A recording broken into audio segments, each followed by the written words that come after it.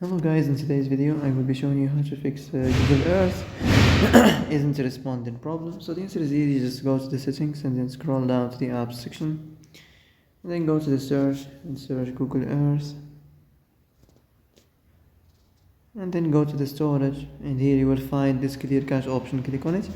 Now you can go check it if it worked, and if it didn't you can try to restart your phone or turn the Wi-Fi off and on, or the Bluetooth or the airplane mode. Also you can try to clear data, but be careful. If you clear data, all these applications data will be deleted.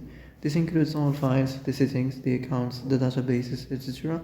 So be careful if you want to clear your data.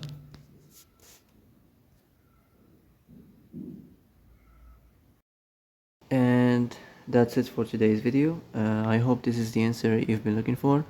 If you like this video, don't forget to like and subscribe, and see you in the next video. Thanks for watching.